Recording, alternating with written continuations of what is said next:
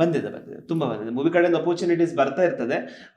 ಎರಡು ಟೈಪಲ್ಲಿ ಬರ್ತಾ ಇರ್ತದೆ. ಒಂದು ಕೊರಿಯೋಗ್ರಫಿ ಮತ್ತೆ ಇನ್ನೊಂದು ಪ್ರಮೋಷನ್ಸ್. ಸೊ ಪ್ರಮೋಷನ್ಸ್ ಯೂಶುವಲಿ ಮಾಡ್ತಿರ್ತಾನೆ, ಮೂವೀಸ್ ಸಾಂಗ್ ಪ್ರಮೋಷನ್ಸ್ ಎಲ್ಲ ಬರ್ತಾ ಇರ್ತದೆ, ಮಾಡ್ತಾ ಇರ್ತಾನೆ. ಕೊರಿಯೋಗ್ರಫೀಸ್ ಬರ್ತದೆ, ಬಟ್ ಇಲ್ಲಿ ಪ್ರಾಬ್ಲಮ್ ಏನಂದ್ರೆ ಕೊರಿಯೋಗ್ರಫೀಸ್ ಅಲ್ಲಿ ಬಜೆಟ್. ಸೊ ಅವ್ರು ಹೇಳ್ತಾರೆ ಅಪರ್ಚುನಿಟಿ ಕೊಡ್ತೇವೆ, ನೀವು ಬಂದು ಮಾಡಿ. ನಮ್ಗೆ ಅಪರ್ಚುನಿಟಿ ಬೇಡ. ಇಲ್ಲಿ ನಾವು ಬೆಂಗಳೂರಲ್ಲಿ ಬದುಕೋದು ರೆಂಟೆಡ್ ಹೌಸಲ್ಲಿ. ಸೊ ನನಗೆ ಓನರ್ಗೆ ಅಪರ್ಚುನಿಟಿ ಸಿಕ್ಕಿದೆ ಅಂತ ಹೇಳಲಿಕ್ಕೆ ಆಗ್ತದೆ, ಇಲ್ಲ ಅಲ್ಲ. ಸೊ ಅಲ್ಲಿ ಬಜೆಟ್ ತುಂಬ, ಎಲ್ಲ ಇಂಡಸ್ಟ್ರಿದು ಬಜೆಟ್ ಪ್ರಾಬ್ಲಮ್ ಇದೆ. ಅಪರ್ಚುನಿಟಿ ಕೊಡ್ತೇವೆ, ಬಂದು ಫ್ರೀಗೆ ಮಾಡಿ ಅಂತ. ನಾವು ಮಾಡೋದಿಲ್ಲ ಫ್ರೀಗೆ. ಸೊ ಫ್ರೀಗೆ ಮಾಡಲ್ಲ, ಅದಕ್ಕೆ ಅವ್ರು ಯಾವುದು ನಾನು ಪ್ರಾಜೆಕ್ಟ್ ಮಾಡೋದಿಲ್ಲ ಕನ್ನಡದ್ದು ಅಲ್ಲ, Tulu R any language. Tulu ಕಡೆಯಿಂದನೂ ಬರ್ತದೆ ತುಳು ಕಡೆಯಿಂದ ಬರ್ತದೆ. ಕನ್ನಡದಲ್ಲೇ ಬಜೆಟ್ ಇಲ್ಲ ಅಂದ್ರೆ ಮತ್ತೆ ಇಟ್ಸ್ ಸ್ಟ್ರೇಟ್ ಥಿಂಗ್. ಬಜೆಟ್ ಇರೋದಿಲ್ಲ ಎಲ್ಲರ ಹತ್ರನು. ಸೊ ಅದು ಪ್ರಾಬ್ಲಮ್. ಎಲ್ಲೋ ಒಂದ್ ಕಡೆ ತುಳು ಓಕೆ, ಅಲ್ಲಿ ಒಂದು ಇಮೋಷನ್ಸ್ ಇದೆ, ಸೊ ಆ ತರ ಥಿಂಕ್ ಮಾಡಿ. ಅಲ್ಲ ಎಮೋಷನ್ ಅಲ್ಲ, ನಮ್ಗೆ ದುಡಿಬೇಕಲ್ಲ. ಎಲ್ಲ ಎಮೋಷನಲ್ ಹೊಟ್ಟೆ ತುಂಬುದಿಲ್ಲ. ಹೌದು. ಅಂಡ್ ಎಷ್ಟು ಶೋಗಳಿಗೆ ಪರ್ಫಾರ್ಮೆನ್ಸ್ ಮಾಡಿದೀರಾ? ಓಕೆ, ಯಾವಾಗಿಂದ ಈತ್ ಸ್ಟ್ಯಾಂಡರ್ಡ್ ಅಂತ ಕೇಳ್ತಿದ್ದಾರೆ. ತುಂಬಾ ನಂಗೆ ಕೌಂಟ್ ಹೇಗೆ ಹೇಳೋದು, ನಾನು ಐ ಕ್ಯಾನ್ ಸೇ ಈತ್ ಸ್ಟ್ಯಾಂಡರ್ಡ್ ಇಂದ ಕೌಂಟ್ ಮಾಡಿದ್ರು ಮೋರ್ ದೆನ್. ಎಷ್ಟು ರಿಯಾಲಿಟಿ ಶೋಗಳಲ್ಲಿ ಭಾಗವಹಿಸಿದ್ದೀರಾ? ರಿಯಾಲಿಟಿ ಶೋ ಈಸಿ ಅಲ್ಲ, ಯಾಕಂದ್ರೆ ನಾನು ಕಡಿಮೆ ರಿಯಾಲಿಟಿ ಶೋ ಮಾಡಿದ್ದು. ನನ್ನ first reality show Zee Kannada, sorry Zee Tamil dance, Tamil dance, ಅದು first reality show. Second Udaya television kick. ಮತ್ತೆ ಥರ್ಡ್ ಆಸ್ ಅ ಕಂಟೆಸ್ಟೆಂಟ್ ನಾನು 2 ರಿಯಾಲಿಟಿ ಶೋ ಮಾಡೋದು. ಸೊ 2 ರಿಯಾಲಿಟಿ ಶೋ ಅಲ್ಲಿ ಕೂಡ ನಾನು ವಿನ್ ಆಗ್ಲಿಲ್ಲ. ಓಕೆ, ಸೊ ಅದಾದ್ಮೇಲೆ ನಾನು ತೆಲುಗು ಅಲ್ಲೊಂದು ಶೋ ಇತ್ತು. ಸೊ ಆ ಶೋದ ಹೆಸರು ಹಿಡಿದಿಲ್ಲ. ಆ ಶೋ ಅಲ್ಲಿ ನಾನು ಸೆಲೆಕ್ಟ್ ಆಗಿ ಇನ್ನೇನೋ ಶೋ ಒಂದು 1 ವೀಕ್ ಅಲ್ಲಿ ಆನ್ ಏರ್ ಆಗಬೇಕು.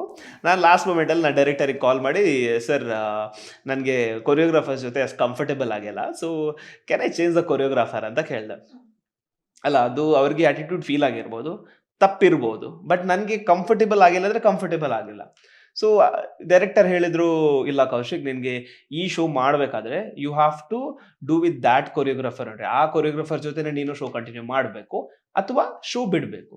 ಸೊ ನಾನು 3 ಸೆಕೆಂಡ್ ಕೂಡ ತಗೊಳ್ಳಿಲ್ಲ. ನಾನು ಹೇಳಿದೆ, ಸರ್ ನಾನು ಶೋ ಬಿಡ್ತೇನೆ ಅಂತ. ಲೈಕ್ ಕಂಫರ್ಟ್ ಮ್ಯಾಟರ್ಸ್ ಅಲ್ಲ, ನಿಮಗೆ ಅನ್ಕಂಫರ್ಟೇಬಲ್ ಆಗಿ ನನಗೆ ಒಂದು ರಿಯಾಲಿಟಿ ಶೋ ಹೋದ್ಮೇಲೆ ಒಂದು ಒಳ್ಳೆ ಪರ್ಫಾರ್ಮ್ ಮಾಡ್ಬೇಕಲ್ಲಿ. ಓಕೆ, ಇಲ್ದಿದ್ರೆ ಮತ್ತೆ ಹೋಗಿ ಅಂತ ಲಾಭ. ನನಗೆ ಫೇಮಸ್ ಆಗಬೇಕಲ್ಲ, ನನಗೆ ಒಳ್ಳೆ ಪರ್ಫಾರ್ಮ್ ಮಾಡಬೇಕು ಆ್ಯಂಡ್ ಹೊಸದ್ದು ಏನಾದರೂ ಕಲಿಬೇಕು. ಕೊರಿಯೋಗ್ರಾಫರ್ ಜೊತೆ ಇದ್ದು ಅವನದ್ದೇನು ಕಲೀಲಿಕ್ಕೆ ಅದು ನಾನು ಕಲಿಬೇಕಲ್ಲ. ಸೊ ಅಲ್ಲಿ ಹೋಗಿ ಏನಾದರೂ ಯುಟಿಲೈಸ್ ಆಗಿದ್ರೆ ಆಗ್ತದೆ. ನನಗೆ ಅಲ್ಲಿ 2 ಡೇಸ್ ಪ್ರಾಕ್ಟೀಸ್ ಹೋಗಿ ಟೆನ್ಷನ್ ಆಯ್ತು, ಓಕೆ ಇದು ಆಗೋದಿಲ್ಲ ಅಂತ ಆಯ್ತು ನನಗೆ. ಅದಕ್ಕೆ ಡೈರೆಕ್ಟರ್ ಹತ್ರ ನಾನು ಡೈರೆಕ್ಟಾಗಿ ಹೇಳಿದೆ, okay sir I am not comfortable, so ಈಸ್ಲಾಗಿಲ್ಲ, ನೀವು ಶೋ ಮಾಡಬೇಕಾದ್ರೆ ಅವ್ರ ಜೊತೆ ಮಾಡು, ಇಲ್ಲೇ ಬಿಡ್ತೇನೆ ಸರ್.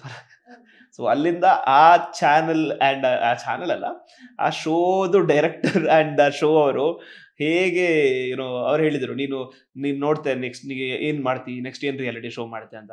ನೆಕ್ಸ್ಟ್ ಮಾಡಿದೆ ಉದಯ ಟೆಲಿವಿಷನಲ್ಲಿ ಕಿಕ್ ಅಂತಂದ್ರೆ ರಿಯಾಲಿಟಿ ಶೋ ಆಯ್ತು. ಆ ಕಿಕ್ ರಿಯಾಲಿಟಿ ಶೋದು ಫೈನಲಿಸ್ಟ್ ನಾನು.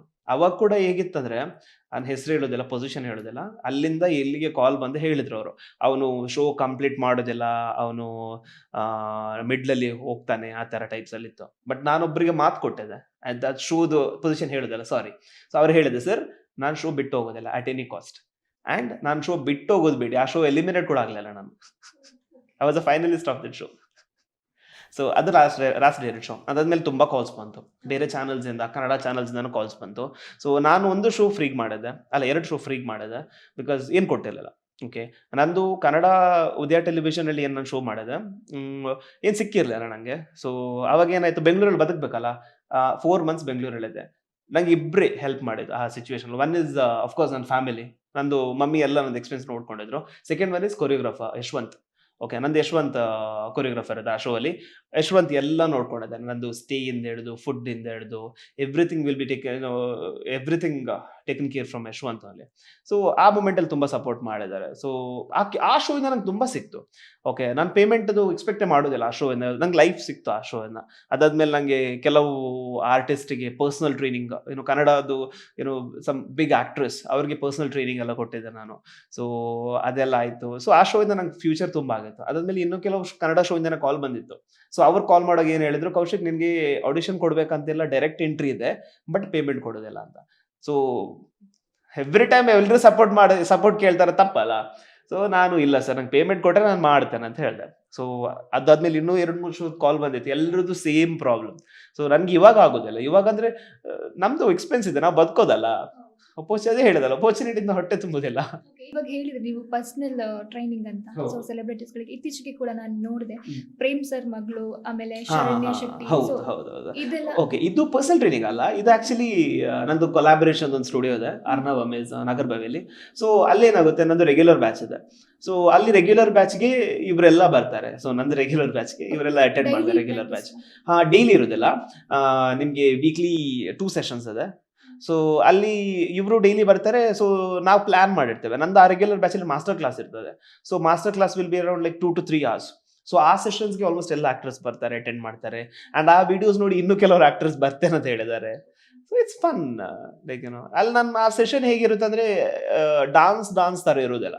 You will explore many things. ಅಂದ್ರೆ how to connect to song and ಖಾಲಿ ಆ ವಿಡಿಯೋ ನೋಡಿದ್ರೆ ನಿಮ್ಗೆ ಆಗ್ತದೆ. ನಾವು ನಾರ್ಮಲ್ ಡ್ರೆಸ್ ಹಾಕೊಂಡು ಬಂದಿರಲ್ಲ, ಅವರು ಇಂಡಿಯನ್ ವೇರ್ ಹಾಕಿರ್ತಾರೆ, ಕೆಲವೊಮ್ಮೆ ಸಾರಿ ಹಾಕಿರ್ತಾರೆ.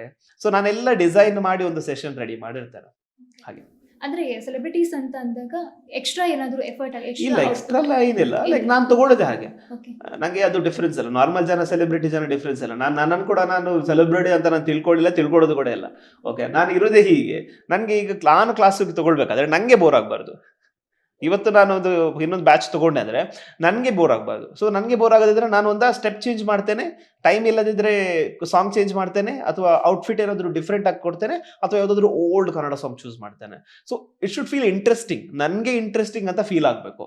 ಆಗ ಜನಗಳಿಗೆ ಕೂಡ ಫೀಲ್ ಆಗಬಹುದು ಇಂಟ್ರೆಸ್ಟಿಂಗ್ ಅಂತ. ಅದೇ ರಿಯಾಲಿಟಿ ಶೋ ಅಂತ ಹೇಳಿದ್ರಲ್ವಾ, ಕಿಕ್ ಉದಯ ಟಿವಿಲಿ, ಸೊ ಅದರಲ್ಲಿ ಜಡ್ಜಸ್ ಆಗಿ ಸುದೀಪ್ ಅವರಿದ್ರು. ಸೊ ಆ ಒಂದು ಕ್ಷಣ ಯಾವ ರೀತಿ ಇತ್ತು?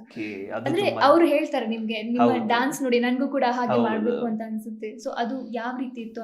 ತುಂಬಾ ಚೆನ್ನಾಗಿತ್ತು. ಆತರ ನನ್ನ moment first of all expect ಮಾಡಿರಲಿಲ್ಲ. ಯಾವ ರೀತಿ ಸೆಲೆಕ್ಟ್ ಆದ್ರೆ? Auditions directly. ಓಕೆ, ಆಡಿಷನ್ಸ್ ಕೊಟ್ಟು, ಮೆಗಾ ಆಡಿಷನ್ಸ್ ಕೊಟ್ಟು ಸೆಲೆಕ್ಟ್ ಆಗಿದ್ದು. ಮತ್ತೆ ನನ್ನ ವಿಡಿಯೋಸ್ ಆಲ್ರೆಡಿ ನೋಡಿದ್ರು, ಚಾನಲ್ ಅವರಿಗೆ ಗೊತ್ತಿತ್ತು, ನನ್ನ ವಿಡಿಯೋಸ್ ಎಲ್ಲ ನೋಡಿದ್ರು.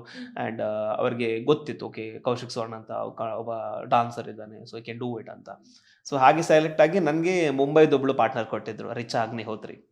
ಓಕೆ, ತುಂಬ ಒಳ್ಳೆ ಪಾರ್ಟ್ನರ್. ನಾನು I will never forget her. ಯಾಕಂದರೆ ನಾನು ಅವಳಿಂದ ತುಂಬ ಕಲ್ತಿದ್ದೇನೆ. Richa is basically from classical background. ನಾನು ಕ್ಲಾಸಿಕಲ್ ಬ್ಯಾಕ್ಗ್ರೌಂಡ್ ಅಲ್ಲ ಆ್ಯಕ್ಚುಲಿ. ನಾನು commercial commercial hip hop or anything, ಈ ಥರ ಫಿಲ್ಮಿ ಟೈಪ್ಸ್ ನಾನು ಮಾಡೋದಲ್ಲ. ಸೊ ನಲ್ಲಿ ಕೊರಿಯೋಗ್ರಾಫರ್ ಯಶವಂತ್ ಏನು ಹೇಳ್ದ, ಕೌಶಿಕ್ ರಿಚಾಗೆ ಒಮ್ಮೆಲೆ ಈ ಸ್ಟೈಲಿಗೆ ಬರ್ಲಿಕ್ಕೆ ಕಷ್ಟ ಆಗ್ತದೆ, so can you adjust with Richa? ನನಗೆ ಖುಷಿ ಆಯ್ತು. ಹಂಗಂದ್ರೆ ಆ ಸ್ಟೈಲ್ ಎಕ್ಸ್ಪ್ಲೋರ್ ಮಾಡಲಿಲ್ಲ, ಧರ್ಮಕ್ಕೆ ಸಿಗ್ತದೆ ಕಲೀಲಿಕ್ಕೆ, ಮತ್ತೆ ಯಾರು ಬಿಡ್ತಾರೆ? ಸೊ ಹಾಗೆ ಕಲಿತೆ. ಓಕೆ, ಒಂದು ಅದೇ ನೀವು ಸುದೀಪ್ ಏನು ಹೇಳಿದ್ರು ನೋಡಿ, ಆ ಎಪಿಸೋಡ್ ಕಥಕ್ ನಾವು ಮಾಡಿದ್ದು. ಓಕೆ, ಆ ಕಥಕ್ ನೀವು ಹೇಳಿದ್ರೆ ನಂಬುದಿಲ್ಲ, ನಾನು ಕ್ಲಾಸಿಕಲ್ ಬೇಸಿಕ್ಸ್ ಮಾಡಿದೆ. ಮುದ್ರಾಸ್ ಎಲ್ಲ ಅಷ್ಟೇ ಒಂದು 10 days ಏನೋ ಹೋಗಿ ಬೇಸಿಕ್ಸ್ ಕಲ್ತಿದ್ದೆ, ತುಂಬ ಮೊದಲು ಕಲ್ತಿದ್ದೆ. ಸೊ 4 days ಕಥಕ್ ಪ್ರಾಕ್ಟೀಸ್ ಇತ್ತು. ರಿಚಾನೆ ಅಂದರೆ ಸ್ಟೆಪ್ಸ್ ಎಲ್ಲ ರಿಚಾ ಕಲಿಸಿದ್ದು, ಕಂಪೋಸ್ ಎಲ್ಲ ಮಾಡಿದ್ದು ಯಶವಂತ್.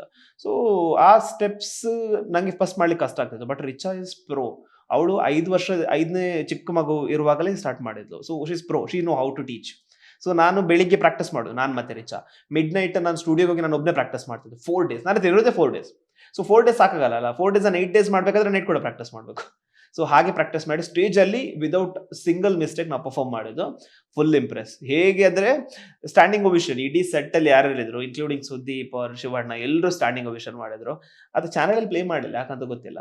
ಸೊ ಅದು ಹಾಗೆ ಆ ಮೂಮೆಂಟ್ ತುಂಬ ಚೆನ್ನಾಗಿತ್ತು. ಅಂದರೆ ನಂಗೆ ವರ್ತ್ ಫೀಲ್ ಆಯಿತು. ನಾನು ಮಿಡ್ ನೈಟ್ ಪ್ರಾಕ್ಟೀಸ್ ಮಾಡಿದಾಗ ಕೂಡ ವರ್ತ್ ಫೀಲ್ ಆಯಿತು.